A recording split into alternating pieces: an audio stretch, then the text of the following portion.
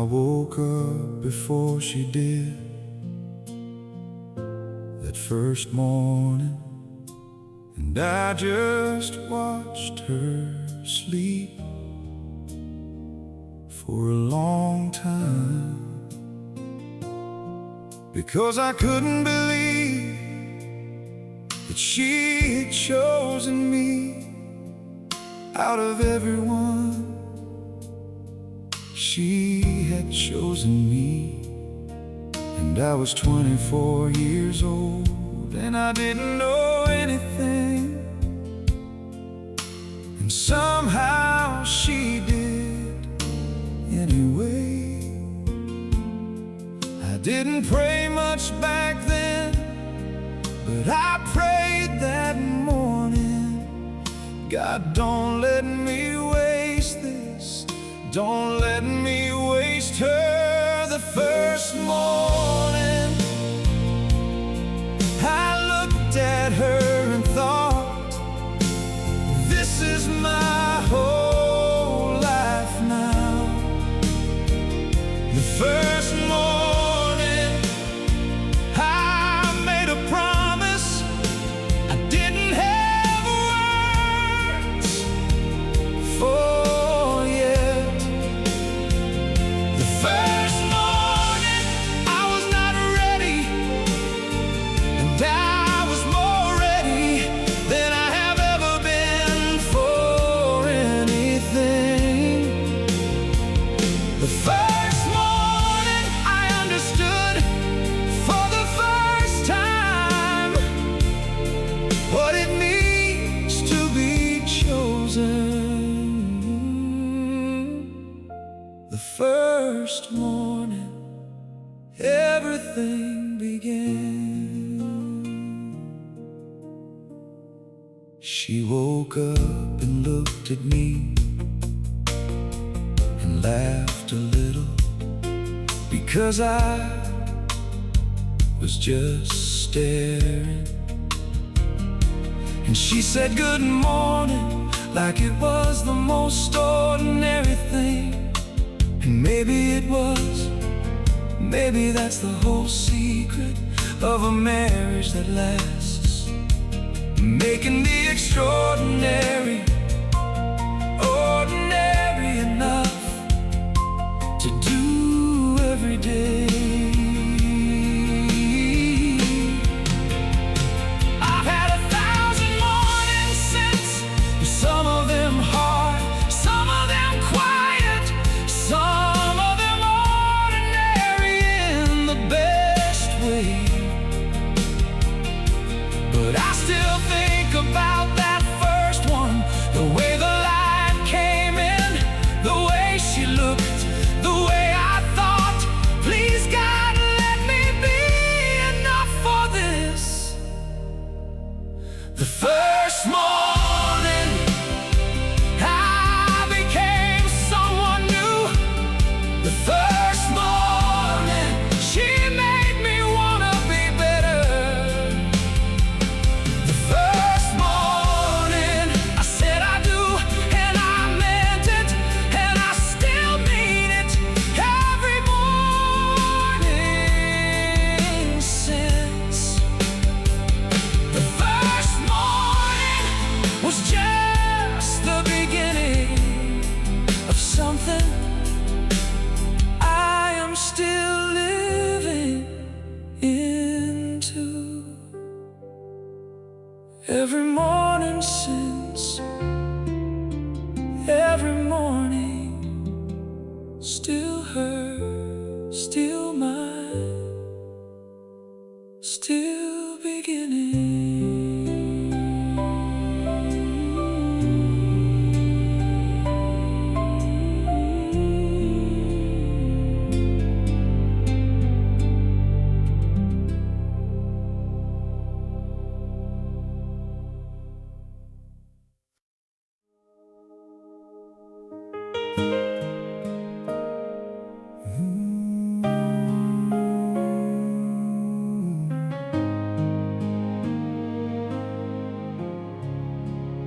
She knew about the temper thought I'd hidden so well. She knew about the fear underneath the confidence. She knew I was harder on myself than I ever let on. She knew all the things I'd been carrying before I even told her, and she stayed. I used to wonder what she saw that made her say yes. Now I think she saw exactly what was there and decided it was enough. What she knew about me would have scared most people off. What she knew about me was not always easy to love. What she knew about me was the whole truth, not the version I showed the world. What she knew about me,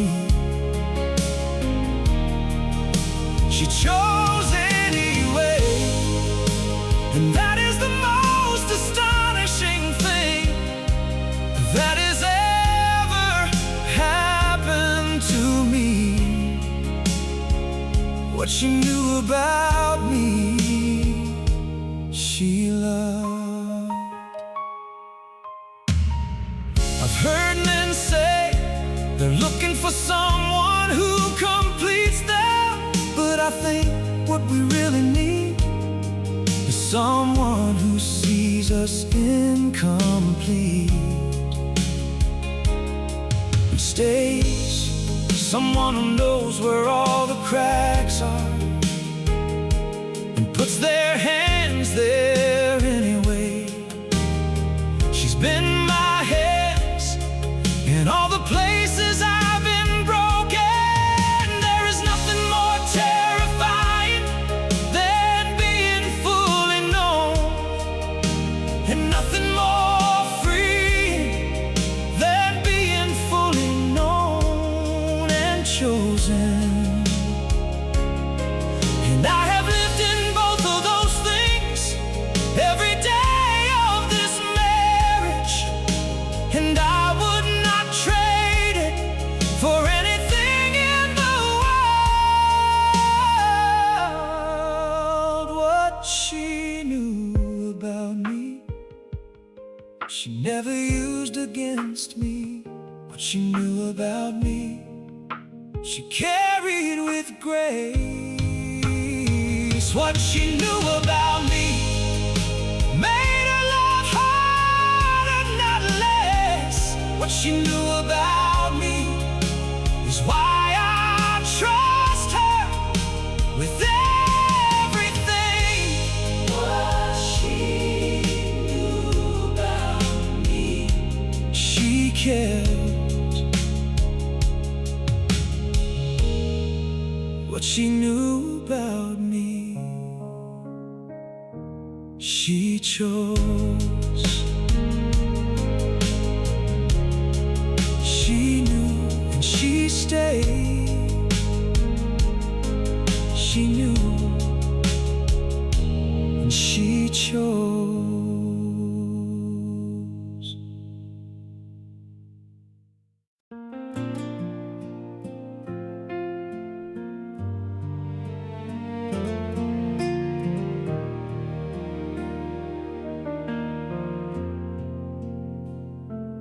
There was a season we don't talk about much, not because we're ashamed of it, but because we survived it. And survival is its own kind of sacred. We were two people who had stopped seeing each other moving through the same house like strangers. And one of us had to say something first. I don't know which of us was more scared to start that conversation, but one of us did, and that was the beginning of something we almost lost. The season we almost didn't make it is the season I'm most grateful for. The season we almost didn't make it showed me what I was willing to fight for. The season we almost didn't make it, we found out what the vows actually mean. Not the good times, not the easy parts. The season we almost didn't make it. We chose each other when we didn't have to, and that is the choice that holds everything else together. We sat in a counselor's office and said things out loud we'd been afraid to say for years, and it was hard and it was holy.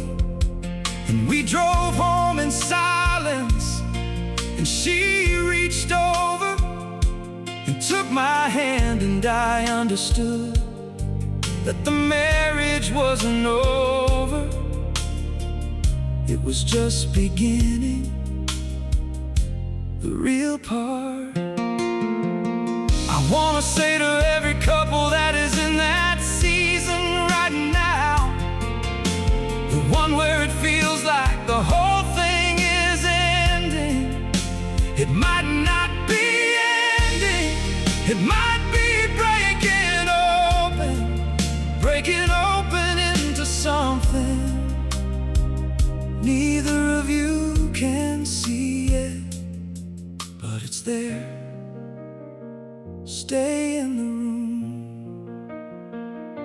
The season we almost didn't make it made us who we are. The season we almost didn't make it is the reason we are still here. The season we almost didn't make it, we became something stronger than what we were before.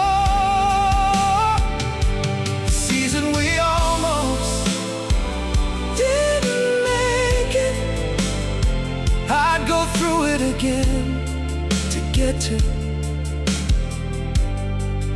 where we are now.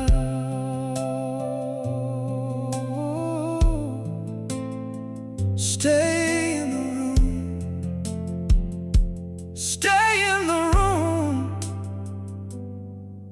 We made it. Stay.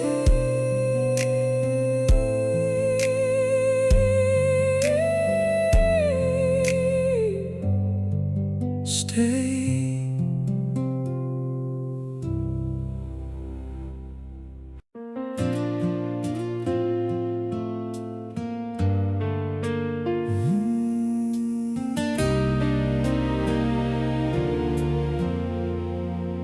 She carries the calendar and the appointments and the things the kids need before they know they need them. She carries the mood of the house like a weather station. She knows before I do when something is wrong. She carries her own worries and half of mine. doesn't say much about it, because that's just how she is. I spent years not seeing it, not because I didn't care, but because she made it look easy, and I believed her. What she carries for me, I am only beginning to understand.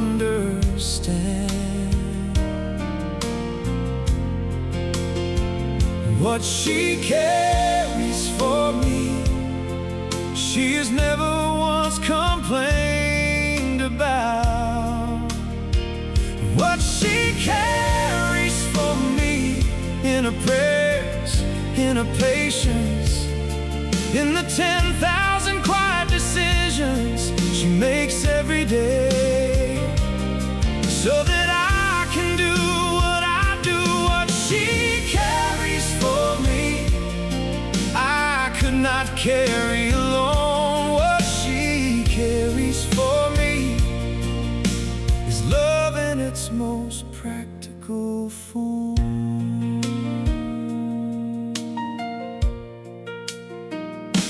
I came home once to a clean house and a hot meal, and kids who'd done their homework. And I said, "How was your day?" like it was nothing, like she hadn't just held the whole world together with her bare hands, while I was somewhere else thinking about my problems. I didn't deserve her that day. She gave me grace anyway. God, I ask you to give back to her everything she has poured out that no one saw, to fill her in the quiet places that she never talks about. Let her know that what she does in the unseen hours is not unseen by you, and is not unseen by me anymore.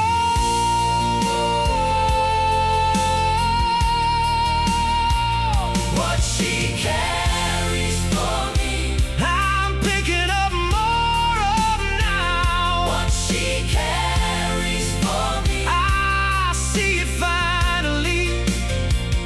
What she carries for me is more than I have said thank you for. So thank you, thank you. What she carries for me is the reason our family is still standing.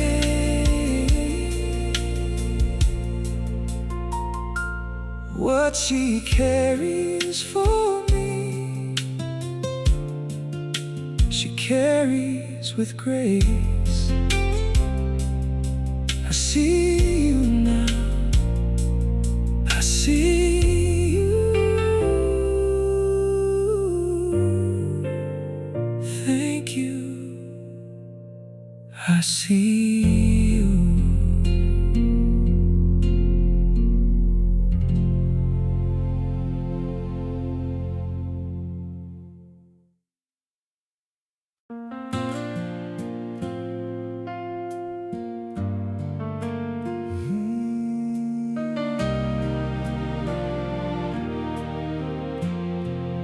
She chose me at the altar 23 years ago, but that was just the first time. She's been choosing me every day since,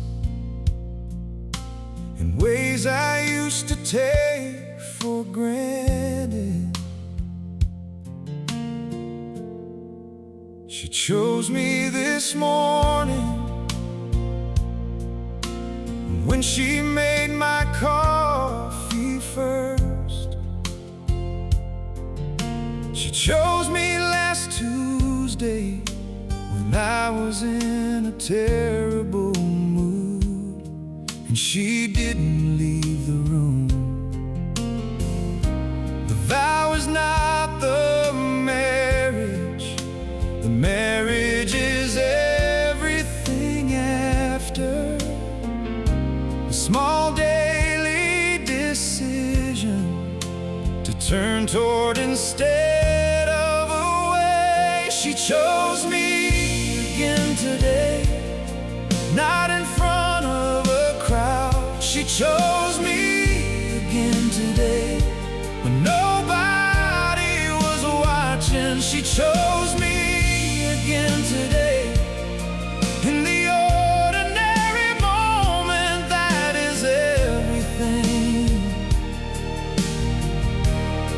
She chose me again today, and I don't think I'll ever stop being grateful for that.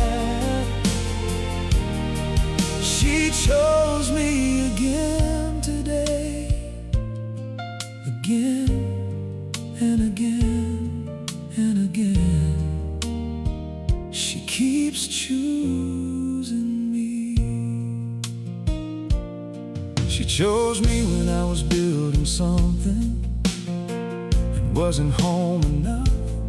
She chose me when I lost something and wasn't myself for a while. She chose me through the seasons that I'm not proud of, and through the ones I am.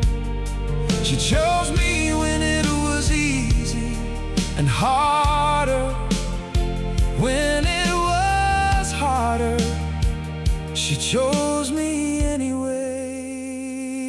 I don't deserve to be chosen this consistently by someone this good, but she keeps doing it, and so I'm choosing her back every day, more intentionally than the day before, because that is what love is, not a feeling, a choice repeated until it becomes who you are. She chose me again today, and I noticed she chose me again today. And I'm telling her tonight, she chose me again today, and tomorrow I'll choose her like she chose me, with the full weight of my whole self. She chose me again today. God, I don't deserve it. She chose me again today. Thank you. She chose me. She keeps choosing me. I choose her again today.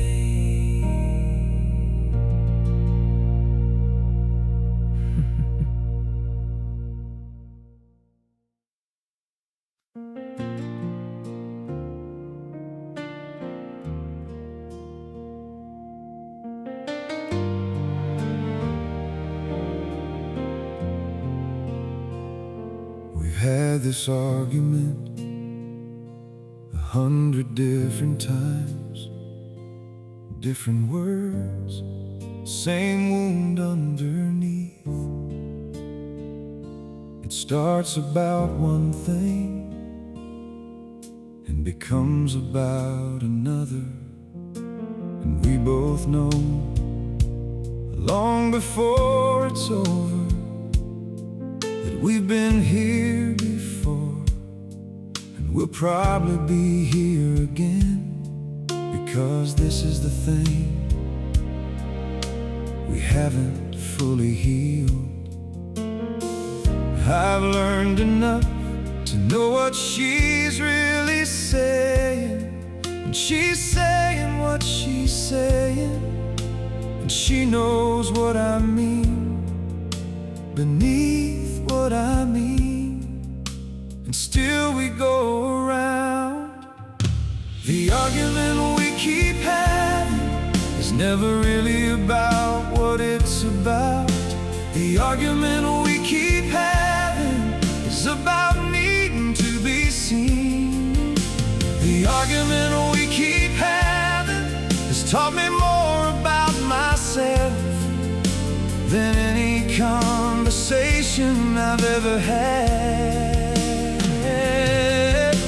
The argument we keep having is where the real work lives. The argument we keep having means we haven't given up, means we still believe this is worth the fight. The argument we keep having is love refusing to go quiet.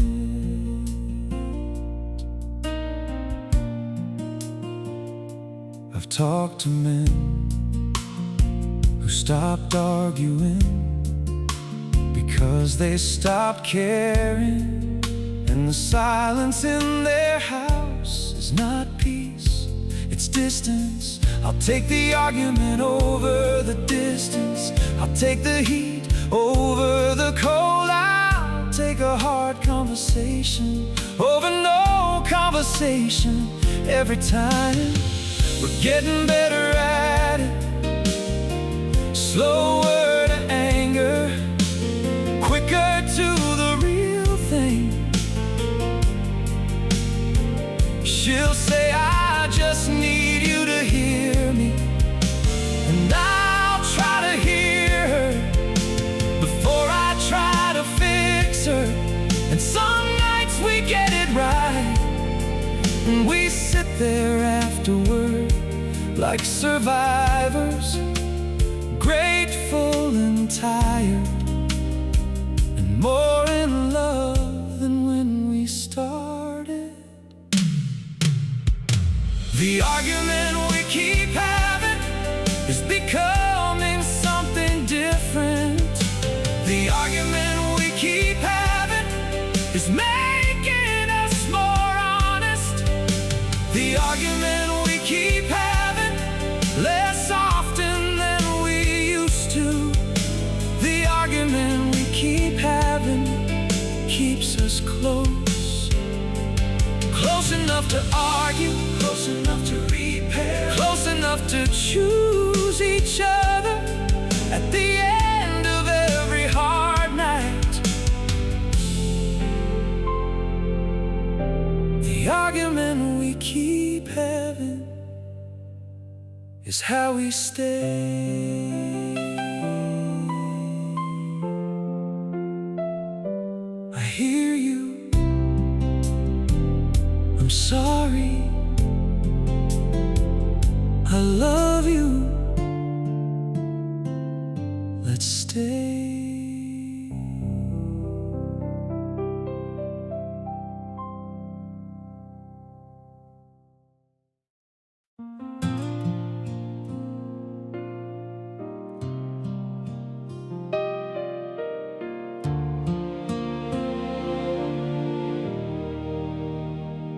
I assumed you knew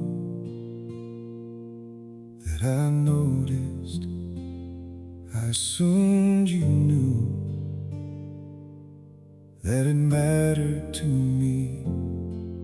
I assumed that love was obvious without me having to say it, because saying it felt less natural to me than showing it.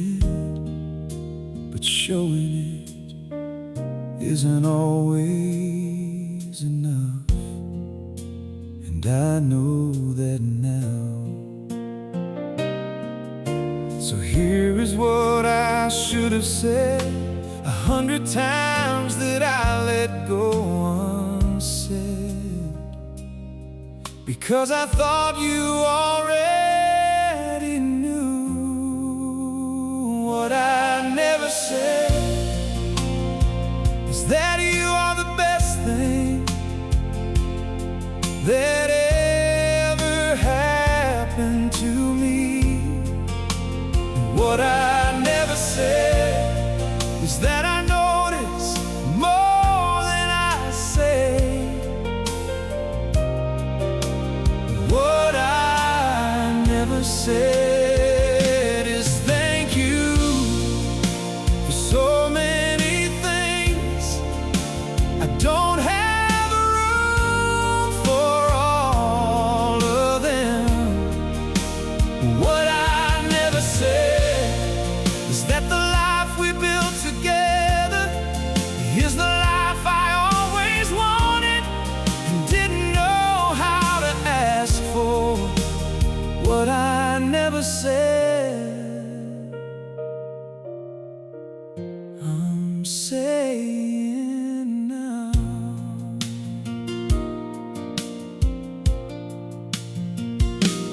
Thank you for staying when staying was hard. Thank you for the meals that said I love you better than I could. Thank you for the grace you gave me on the days I didn't deserve it. Thank you for believing in the man you could see when all I could see was the man I was. I know that words don't make up for years of assuming you knew, but I'm done assuming. I'm gonna say the things out loud that have been living in my chest, because you deserve to hear them, not just to feel them. And because I am learning slowly that love expressed is love received, and you deserve to receive it. What I never said, I'm gonna say from now on. What I never said, I'm sorry it took this long. What I never said was always true, it just needed a voice. What I never said, you always knew anyway. But I'm saying it so you can hear it from me in my voice. What I never said, I love you, I love you.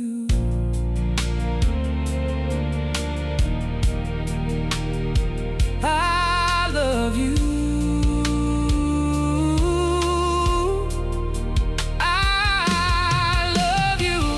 I love you. Oh, I should have said it more. I love you. I'm saying it now.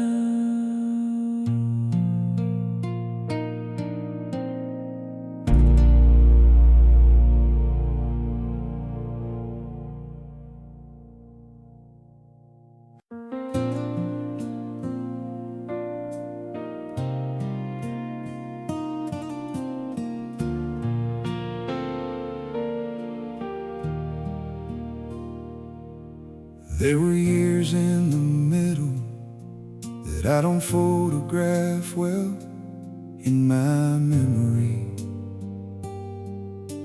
Years where we were just getting through.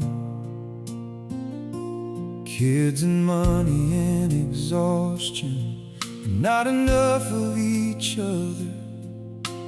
Years where I came home already empty, and she was empty too.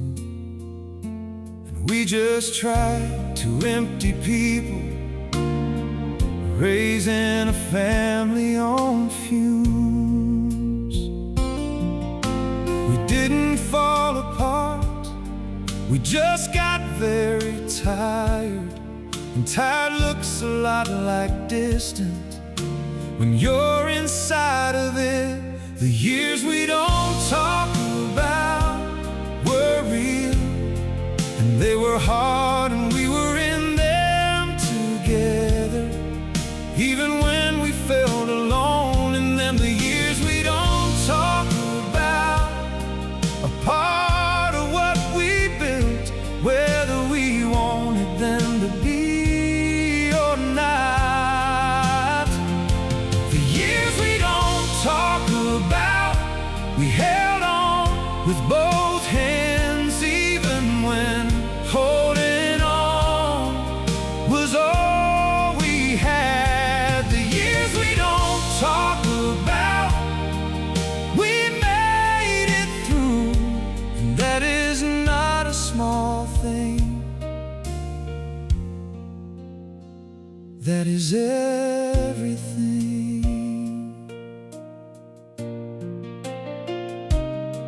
I've heard people say that marriage should be easy if it's right, and I think those people haven't been married long enough. The right one doesn't mean the easy one.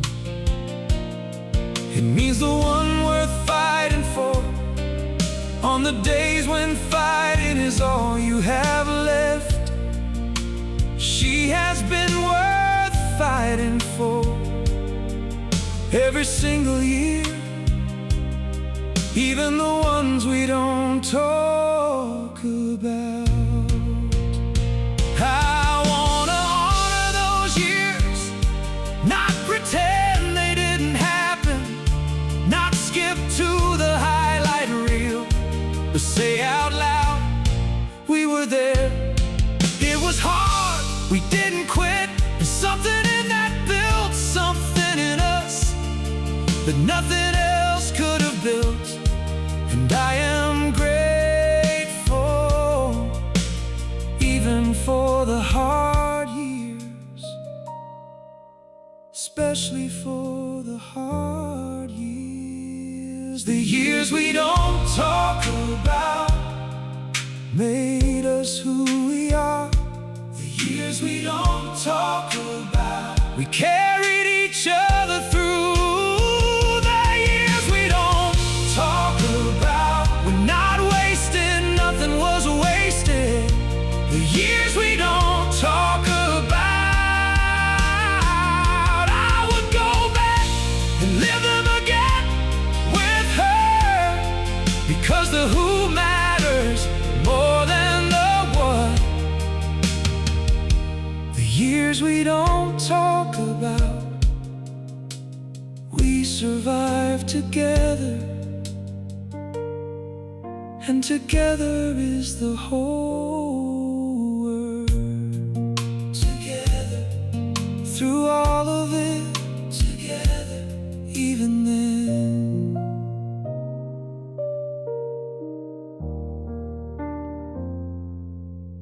Even then.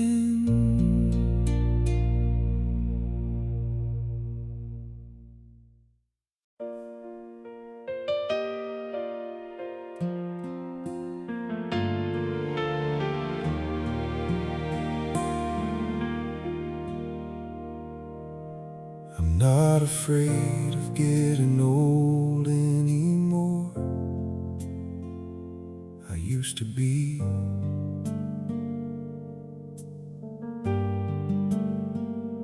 I'm not afraid of the gray, or the slower mornings, or the body that has a longer history than it used to. I'm not afraid, because I know who I'll be getting old with, and that changes everything. The young version of me wanted adventure. The man I've become knows that she is the adventure. Growing old with you is what I'm looking forward to. Growing old with you. The slower pace, the longer mornings, the porch we haven't built yet. Growing old with you.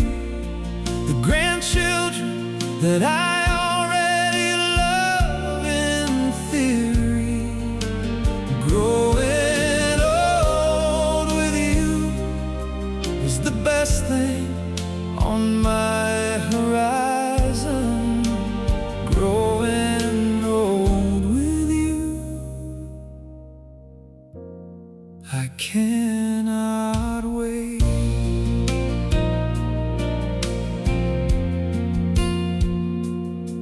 I want the rocking chairs, I want the early bedtimes. I want to drive her places because her eyes aren't as good at night. I want to hold her hand in the waiting room when something is scary. I want to be the one who knows all the stories and still wants to hear them again. I want to be the one she calls when she needs someone to talk to. After all this time, still her person. I think about the version of us that is 20 years from now, and I like what I see.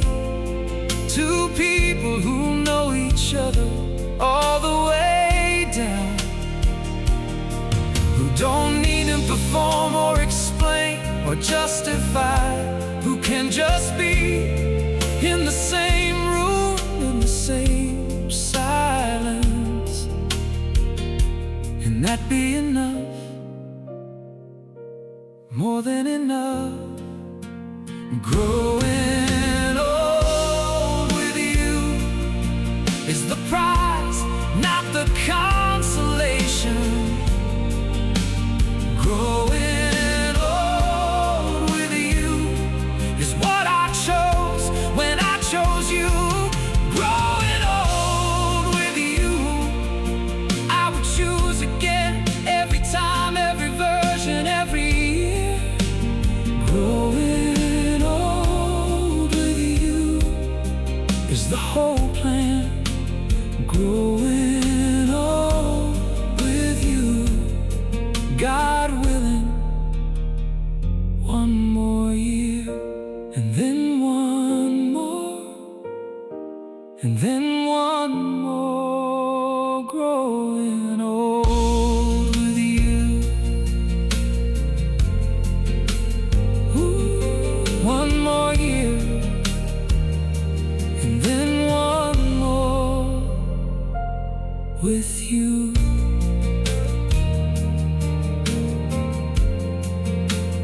One more.